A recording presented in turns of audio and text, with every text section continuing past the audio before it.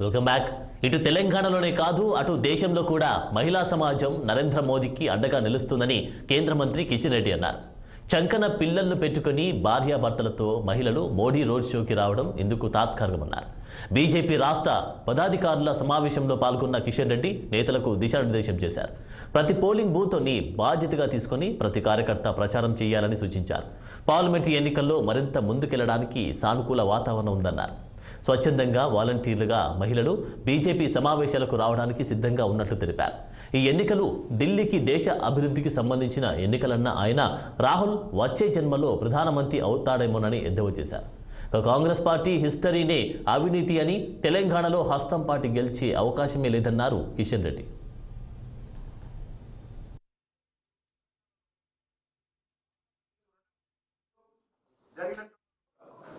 చాలా పెద్ద ఎత్తున మహిళా సమాజము ఈరోజు నరేంద్ర మోడీ గారికి ఈరోజు నేను కాన్స్టిట్యూన్సీ తిరుగుతున్నాను. చాలా తక్కువ సమయంలో అత్యధికమైనటువంటి మహిళలు స్వచ్ఛందంగా ఈరోజు భారతీయ జనతా వస్తున్నటువంటి పరిస్థితి. కాబట్టి వాళ్ళు ఒకటే మాట, నరేంద్ర మోడీ గారు మళ్ళీ ప్రధానమంత్రి కావాలనేటువంటి పట్టుదల.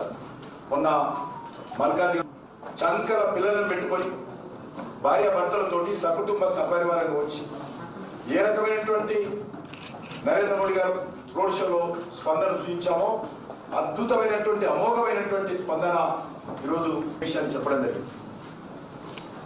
కాబట్టి ఒక మల్కాజ్గిరి కాదు, ఏ ప్రాంతానికి వెళ్ళినా కూడా అప్రోచ్ అయ్యి వాళ్ళతో మాట్లాడి వాళ్ళని కన్విన్స్ చేస్తే ఈరోజు తెలంగాణలో ఉన్నటువంటి మహిళా దాంతోపాటు యూత్, ఈ రెండు సెక్టార్స్ చాలా అద్భుతంగా